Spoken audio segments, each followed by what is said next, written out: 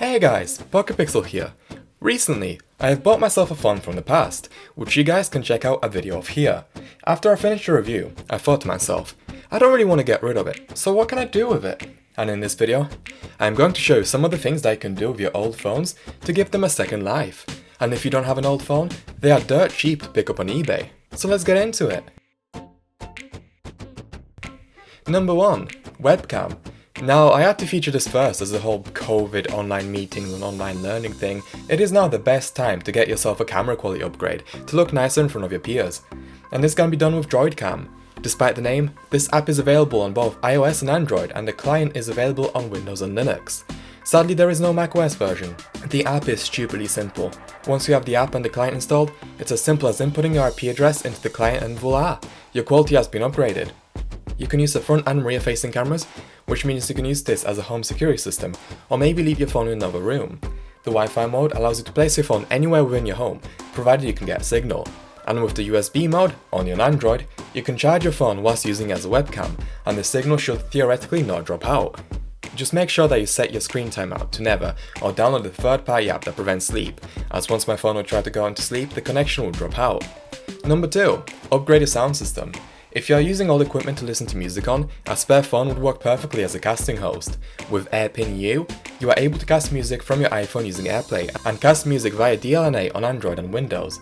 But also, you could just use Spotify or Apple Music and listen to music that way. Most phones have an OKG word function, which means that you can use your phone to turn your standard speakers into smart speakers too.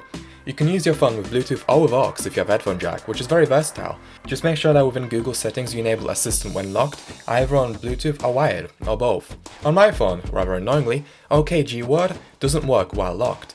However, you can either force the phone to stay awake, with an app that can be found when you search for Stay Awake on the Play Store, or use Daydream, which I'll show you guys in more detail soon. You can also use the Plex app to play music from your home server, or just from your desktop or laptop. Number 3. Spare music device. Nowadays, with the lack of headphone jacks, some people look into alternative ways of listening to music. Some people are fine with a headphone dongle, while others, like me, buy iPods and external music devices. With a spare phone that has a headphone jack, you can download your music onto the phone and have your entire library with you while not having to worry about running out of space on your main device. And chances are, whatever phone you used to have sounds better with its headphone jack than your modern phone relying on Bluetooth. And as a bonus tip, if you have 200 phones, you can transfer files out of your main device onto the secondary device for more storage, if your new phone has no microSD card support but your old phone does. Number 4. VR headset. Now, it's a big shame Google Cardboard never took off, but chances are that you still have a cardboard headset lying around. I know I do. It's not an amazing experience, but it's fun being able to experience PC VR gaming without having to buy an expensive headset. Just don't expect incredible quality out of it. Also, with a lack of controllers, you're limited on which games you can play, but Truck Simulators and Microsoft Flight Simulator doesn't require special controllers and they're pretty immersive. For me, it didn't run too great, but that is likely because the computer I used isn't capable of running VR well, since once I tried to launch the current game, the entire computer locked up for a solid 10 minutes. The app is called VRbridge and it features a 5-minute demo before asking you to pay. Number 5. Always on apps. I feel like most uni students can agree with me that having everything be online only is impossible to remember. When your lectures and seminars are just a calendar thing, it's difficult to remember what is when. With a spare phone, whilst it's study time or just in the morning, you could put on the calendar and leave it running. Or you could turn your phone into a smart clock that tells you the calendar appointments for your current day. This can be done with a screensaver for Daydream.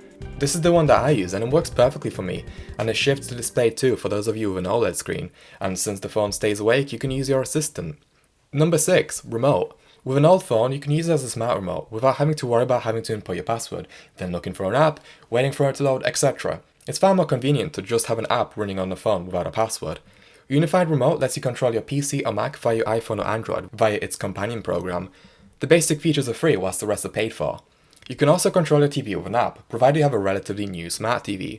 My Sony TV is about as old as the phone I'm using, and with the Android TV app, I can navigate its UI. The app you need depends on the manufacturer of the TV, and if they have an app. If you have a really old phone, some, like the Galaxy S4 to Galaxy S6, have an IR blaster, which works with any TV, as well as with audio equipment and air conditioners. These phones may be a better option for those of you who don't have a smart TV, or your manufacturer doesn't have an app. So those are 6 ways that you can reuse your old smartphone and give it a new life. Is this something that you guys will take advantage of? Let me know in the comments down below. Thanks for watching and I'll see you in the next one.